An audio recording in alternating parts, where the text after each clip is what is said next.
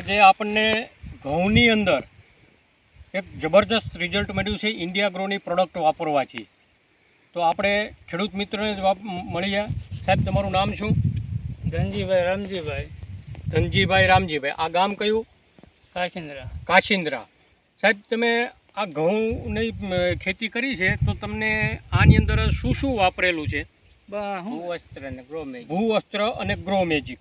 સાહેબ, તમે જોઈ શકો છો કે આ ઘઉંની અંદર પાયાની અંદર ભૂવસ્ત્ર અને ગ્રો મેજિક આપેલું છે. અને આ એના વિકાસના ભાગરૂપે આપણે આ જોઈએ છીએ કે તમે જોઈ શકો છો, થોડું નજીકથી દેખાડજો.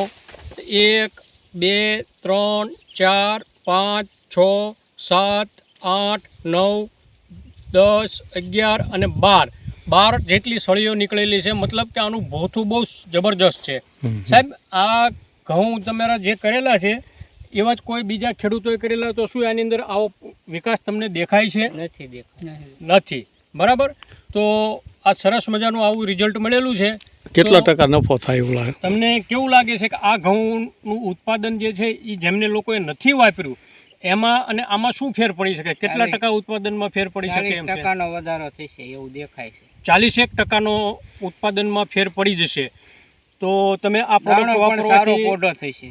દાણોનું પ્રોડક્શન સારું છે. ડુંડી તમે જોઈ શકો છો. બરાબર કે આની અંદર ઘઉંનો દાણો છે એ ખૂબ જ પોટો છે અને મજબૂત. પૂરો દાણો થયો નથી પણ હજી. હા, હજી ઘઉંના અંદર દાણો બેસતો આવે છે. બરાબર. તો તમે આ પ્રોડક્ટ વાપરવાથી ખુશ છો? તો તમે આ શું આ બીજા ખેડૂતો છે એમને આ પ્રોડક્ટ વાપરાય કે ન વપરાય? વપરાય. Thank you. તમે સમય આપ્યો એ બદલ ખૂબ ખૂબ આભાર. ધન્યવાદ. Thank you. હા ભાઈ, બધા જ ઘઉં એક જ સરખા તમને જોઈ શકો છો. કોઈ નાનો કોઈ મોટો એવું કોઈ છે નહીં. ઓકે.